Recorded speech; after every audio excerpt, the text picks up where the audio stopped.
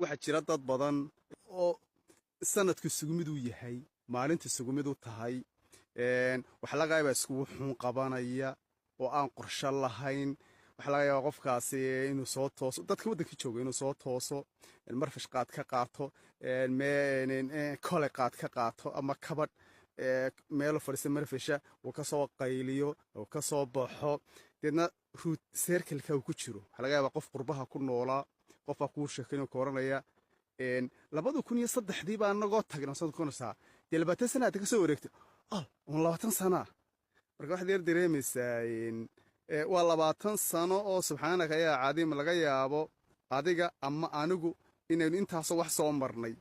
ayaa dadka qaar ay la fududahay sababtoo ah waqtiga ayaan u tirsanayn qorshe nololeedna ma leh markaanad qorshe nololeed lahayn waad iska nooshay waad soconaysaa uun maalintu waa isugu kaamid sanadku waa isugu kaamid hase yeeshee qofka uu waqtigu u tirsan yahay minidku u tirsan yahay waxa weeyaan dee sanadka hadalkiisa badaa marka waxaa dhici karta maalin kasta ninaan saaxiibna waxaan ku idhahdaa maalin kasta ha ku noqoto maalin cusub maalin aad cibaado cusub samaysay tasbiix badan aad samaysay quraan akhris badan aad samaysay horumar kaloo nololeeda dunyada aad samaysay wax fikir aad dejisay ganacsi aad samaysay maalin aad shaqaynayso niyadaadu shaqaynayso halabuurnimaadu shaqaynayso ha noqoto hase yeeshee haddii ay noqoto waxaaga waa isku mid soo toos facebookun daawo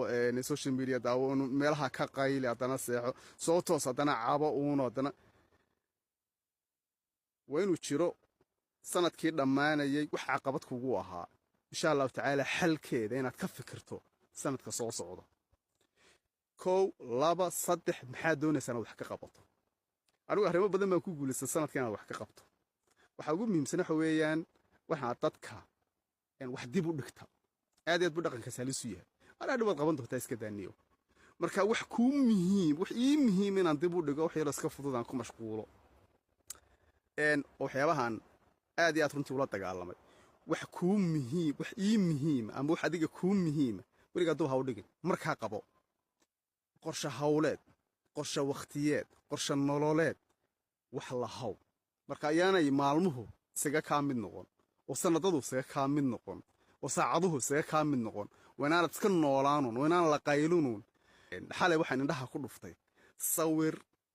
ku saabsanaa waxyaabihii deegaanada magaaladanka Soomaalida aad loo raadiyay marka magaalada beled weyn baa soo baxday inay dadku ugu xagaayeen ugu hees raadin badnaayeen oo heesaha aad loo raadiyay marka waxa muhiim ah xaga garaadkan in la kobciyo oo aad wax loo akhriyo aqoonta muhiimadda la saaro